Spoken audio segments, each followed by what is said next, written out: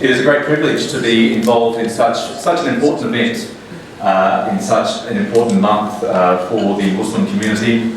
Tonight is going to be a night of bountiful food, great conversation, some terrific self-reflection, and did I mention the food? We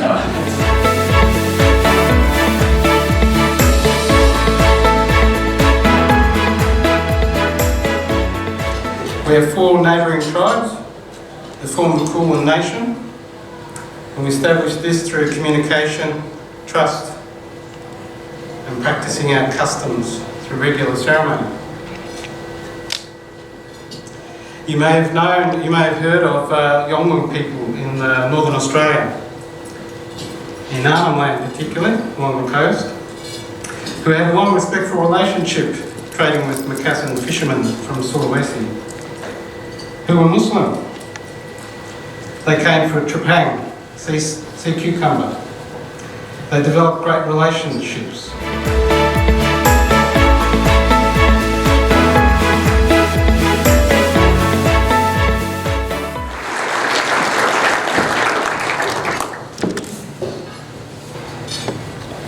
أعوذ بالله من الشيطان الرجيم بسم الله الرحمن الرحيم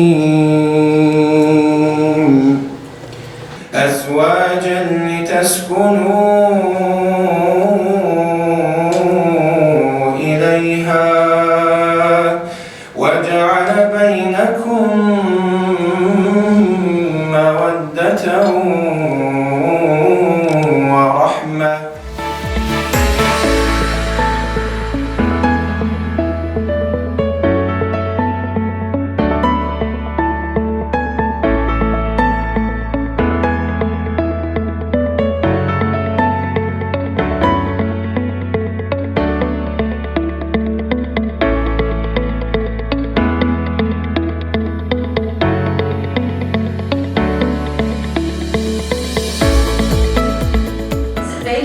long-standing and important occasion, now in its 15th year.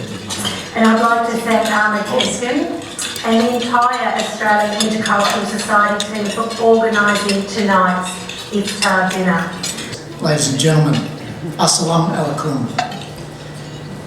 Good evening and welcome to you all.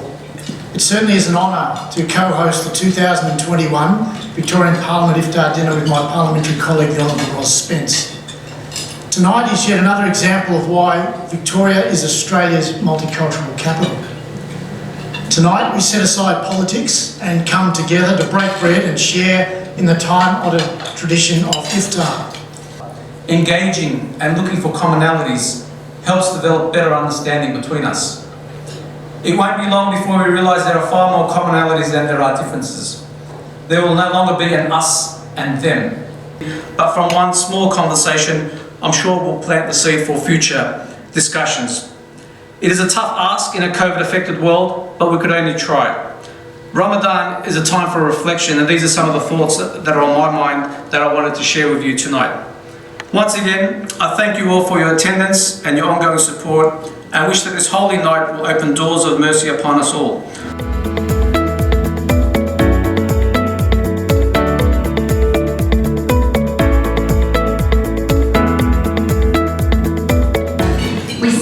In Adelaide, where my family didn't know a soul in the northern suburbs. I had some troubled teenage years. I experienced assault and moved out of home at a young age. I worked evenings, part-time, in a cafe to put myself through year 11 and 12. It was difficult, but education has always been important to me. And so too, Islam values education, placing an obligation on all Muslims to seek knowledge regardless of gender. And this really resonates with my own values.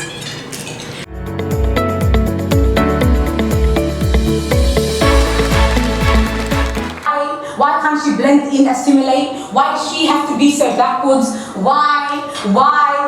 So you've got all these questions building up and forming a line, but rather than asking her for answers, rather than doing what's right, your privileged mind takes it upon itself to form answers that it finds fit for. She is a puzzle that you don't get, a puzzle that you don't understand, so you do what you do best. You break her down, belittle her, remind her that she is a guest, that she does not belong, remind her that the way her tongue twists to form words is wrong, incorrect, not perfect, remind her that she isn't perfect, remind her that she isn't trying to remove layers of her clothing, trying to remove layers of her comfort to live up to your standards, remind her that she